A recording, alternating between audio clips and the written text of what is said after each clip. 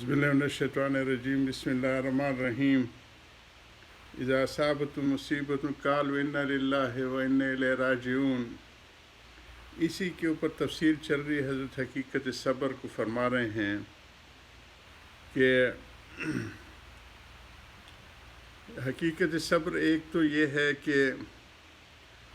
उसके ऊपर जो है वो बैन न करे, जैसे औरतों में जज़्ब फज़ न करे और उसको बर्दाश्त करे जो तकलीफ़ हो, और उसकी बर्दाश्त का बेहतरीन तरीक़ा तो वही है कि मर्ज़ी मौला अज़ मौला, अल्लाह की जो मर्ज़ी है वो सबसे बढ़ के है। जैसे रब चाहें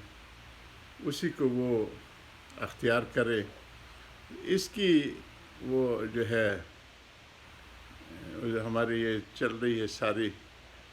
तरतीब, तो उसके ऊपर हम हकीकत सब्र के ऊपर हज़रत फरमा रहे हैं कि वो क्या है।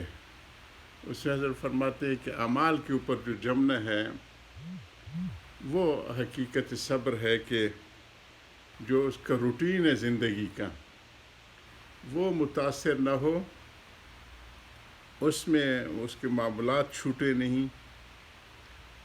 शरीयत ने मुसीबत के वक्त सब्र की तालीम की, जिसकी हकीकत यह है कि आमाल इताअत पर इस्तिक़लाल और पाबंदी हो और जज़्ब फज़ और इजहार गम से एहतराज़ हो। जैसे कि ऊपर मालूम हो चुका और मैं बतला चुका हूँ कि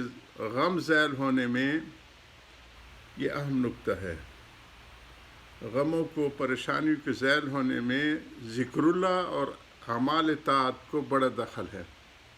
मैं तकरीबन हर मजलिस से अपने अकाबरीन के ये जुमला जो लाता रहता हूँ कि दो चीज़ें बंदे के करने के हैं, कसरत ज़िक्र और दवाम इताअत। उसी को हज़रत इस अंदाज़ में फरमा रहे हैं कि गम की हालत में भी जो दो चीज़ें करने की हैं जिससे गम ज़ैल होता है, ज़िक्रुल्लाह, कसरत ज़िक्र, और दवाम इताअत, आमाल इताअत हज़रत कह रहे हैं उसको बड़ा दखल है। मगर अफसोस आजकल इस तरफ किसी को भी तवज्जो नहीं। इन वाक़यात में आमाल का तो खून ही होता है, जज़्ब फज़ और इज़हार गम में भी बहुत ज़्यादा किया जाता है कि यानी हद से तजावज़ करके कुछ जुमले निकाले जाते हैं ज़बानों से। हज़रत उस तरफ इशारा कर रहे हैं। चुनांचे पहली तहरीकात में ये जो हिंदुस्तान की आज़ादी की तहरीकें चली हैं तो उसकी तरफ हज़रत इशारा फरमा रहे हैं कि इसमें इन तहरीकात में भी चूँकि गांधी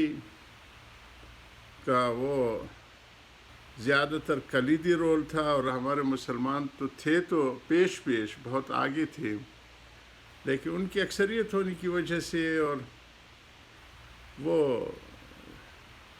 मुसलमानों को जो है तहरीकों में, जैसे आप आजकल मौजूदा हालात में जो है हमारे दीनदार तबके को मौजूदा तहरीकें जो पाकिस्तान में हो रही हैं, आवाम में बड़ी उससे बदज़नी होती है क्योंकि एक तरफ बिल्कुल बेदीन जमातें हैं, चोर ढाकू हैं, तो लेकिन चूँकि अहदाफ होते हैं, उन अहदाफ की वजह से वो मुश्किल फ़ैसले भी करने पड़ते हैं। तो ये उस ज़माने में भी ऐसे था कि गांधी को हज़रत, और ये एक कमाल है हज़रत हकीम उम्मत का कि वो अपने खानकाइयत की चौखट से बाहर नहीं निकले। खानका उन्होंने ऐसी शानदार खानकाएँ बनाई थीं कि जिसके जो है न तेरे रिंदों का क्या कहना साकी, जहाँ रख दे कदम वो बन जाए बैखाना। बज़्म चिराग अशरफ के ऊपर जो छपी हुई किताब है, हज़रत के खुलफ़ा की जो शान देखें बेमिसाल। तो उन्होंने रिजाल साजी पे बड़ा ज़ोर दिया कि कारामद इंसान तैयार किए जाएँ, और उन्होंने फिर आगे जाके अच्छा हज़रत फरमाते थे, उनकी अशरफ सवाने हमारे अज़ीज़ुल हसन मजज़ूब साहब ने 3 जिल्दों में लिखी है, जो उनकी ज़िंदगी में लिखी। تاکہ کوئی افراط و تفریط والی بات نہ ہو، اور ان کی تصدیق کو حضرت حکیم الامت کی۔ اس میں انہوں نے ان کو فرمایا کہ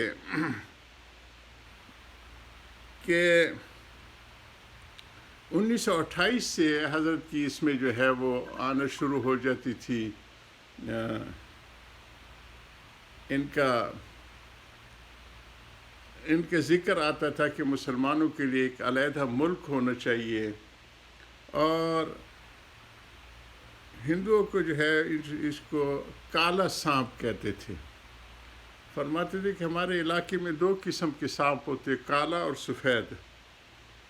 سفید کو تو نکال دو گے، کالا تمہیں زیادہ ڈسے گا، اور وہی بی جے پی والے آج کل کر رہے ہیں، اور RSS والے اس زمانے میں بھی یہ تھے۔ لیکن آزادی کے ایک عظیم مقصد کے لیے ہمارے حضرت مدنی ان کے ساتھ تھے، اس میں یہ ساری چیزیں حضرت اس کی طرف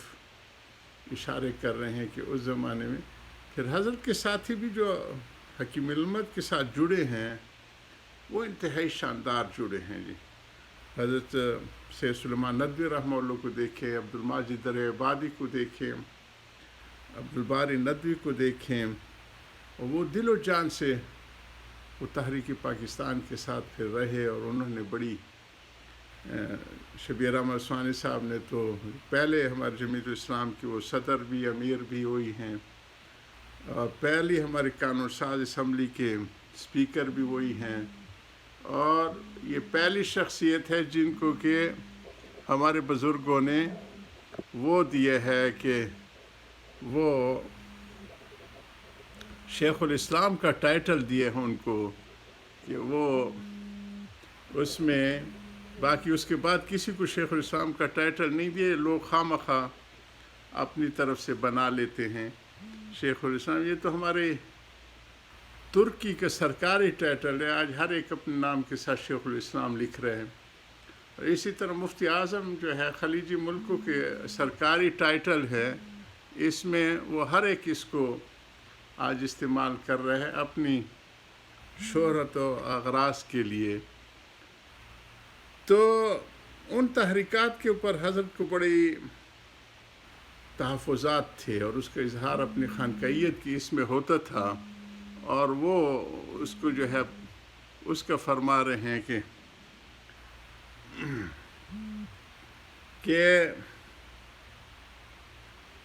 پہلی تحریکات میں شریعت سے بہت تجاوز کیا گیا، اور حضرت گاندھی کو طاغوت فرمایا کرتے تھے، اور اس کی طاغوتی باتوں کا اظہار بھی بہت شان سے کرتے تھے کہ یہ ایسا طاغوت ہے کہ مسلمانوں سے شجاعت نکالنا چاہتی ہے، کیونکہ اصل تحریکیں تو شجاعت ہی سے چلتی تھی۔ اور پھر حضرت مدنی کو بھی نہرو نے جب ان کی زندگی میں دیوبند کے اوپر چڑھائی کی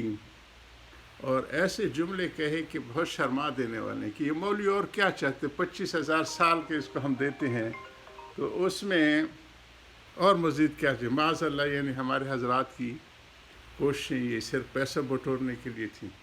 لیکن کہا کرتے تھے کہ ان کو حضرت مدی خوب سمجھے تھے جی۔ اللہ تعالی ہم سب کو سمجھ دے، کیونکہ نقصان حضرت کا یہ بھی انہی کا جملہ ہے، اگر خربوزہ چھری پہ گرے تب بھی